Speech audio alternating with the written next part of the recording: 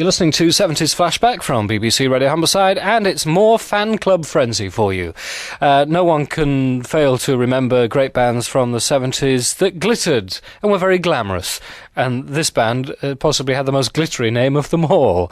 As this week we find out about the history of the Glitter Band and talk to founding member Gerry Shephard, who joins us. Good afternoon to you, Gerry. Good afternoon, Steve. So, all that glittered was gold for quite some time for the Glitter Band, and indeed Gary Glitter. Tell me the history of how the band got together. Was the Gary Glitter and then they said, oh, well, we better have a Glitter Band? What's the story?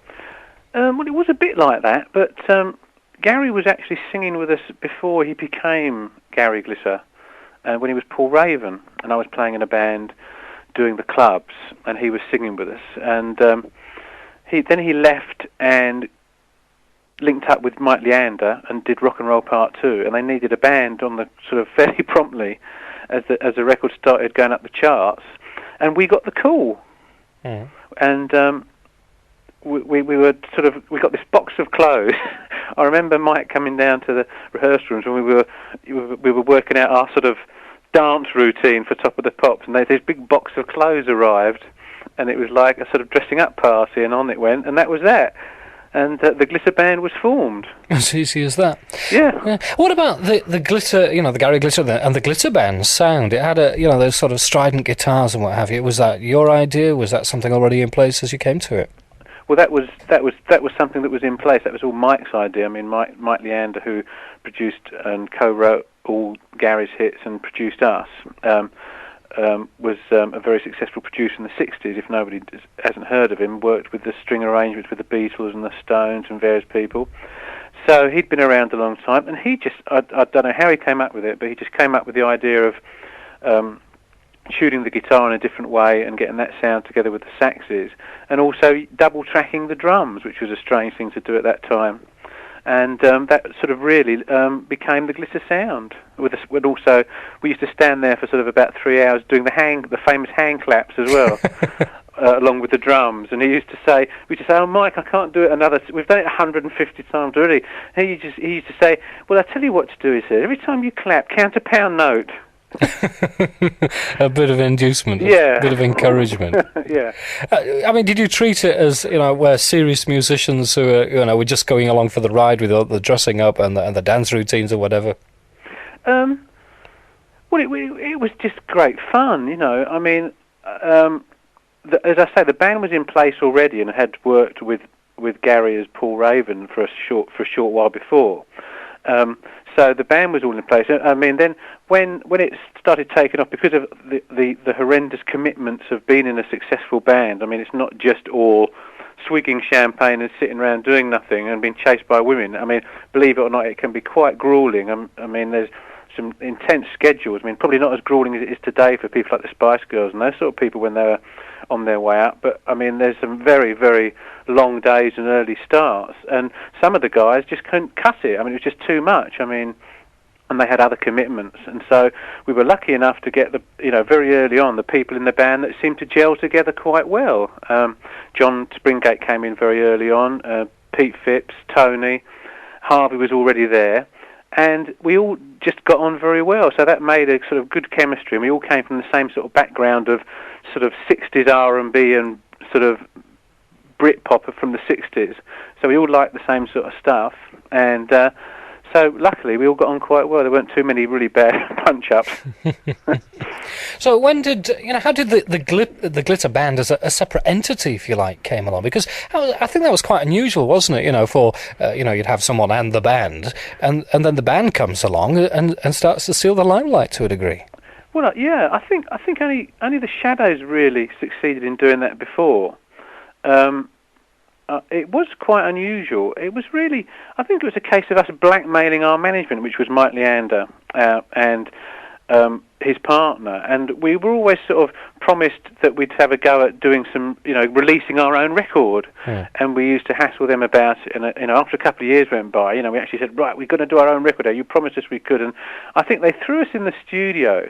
I mean, I don't know that this is a fact, but I just have a suspicion that they threw us in the studio when Mike had a spare afternoon and said, "I'll just let them go and do it, and then they'll forget about it, or they won't be able to come up with anything. Just let them have a go."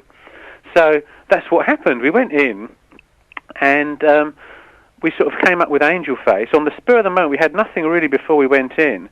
Myself and John Russell wrote that on the day. We just went in with nothing and just did it in the afternoon. I remember sitting on the floor in Mayfair Studios and scribbling the lyrics out.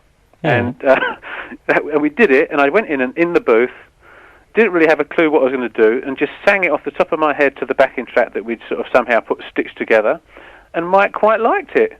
And they actually released it, and I think to everyone's amazement, it went straight into the top 10. Because, as you say, you talk about, Cliff Richard and the Shadows and Gary Glitter and the Glitter Band. You need a focal point within a band, and I assume that's the way things are done, isn't it? We do have groups, don't we, now, but they tend to be groups of individuals, if you see what I mean, whilst you had a more corporate sound, if you like, an image. Yeah, I mean, we did seem to have this double-pronged sort of lead singer thing, where John and I's voices in the early days at least were fairly indistinguishable from each other, and people would find it hard to know who was singing what, and it was like having two frontmen really, and it was quite good. We had the two drummers, and it was it all seemed to work very well. So when did you start sort of touring on your own and becoming the Glitter Band as a separate entity? I suppose that must have been about the end of 74, beginning of 75.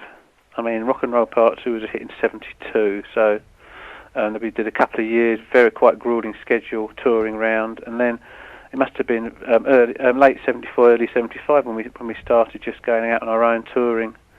So, I must ask you, what was the reaction of Gary Glitter at this time to your success? More or less stealing the limelight, if you like. Yeah, he wasn't very happy about that. He threw his toys out the pram and retired, if you remember. And announced he was getting married to some woman who we'd never seen. Yeah, he didn't like that at all. It was a case of, obviously, the record company and the various powers that be wanted us to tour and promote our records and albums, and that sort of conflicted sometimes with things that he wanted to do. And it was a bit awkward. I think that was the main reason he retired the first time, rather than sort of, try and sort something out between all of us. So that was that. He retired, and we went off and did our own thing. Now, bring us up to speed with your other musical interests. I understand there's a Eurovision connection. The dreaded Eurovision connection. Yeah. Well, John Springate and myself, who wrote between us most of the hits for the Glitter Band, decided to get together and start writing again. John had been producing for a few years and done a few bits and pieces and had some chart success.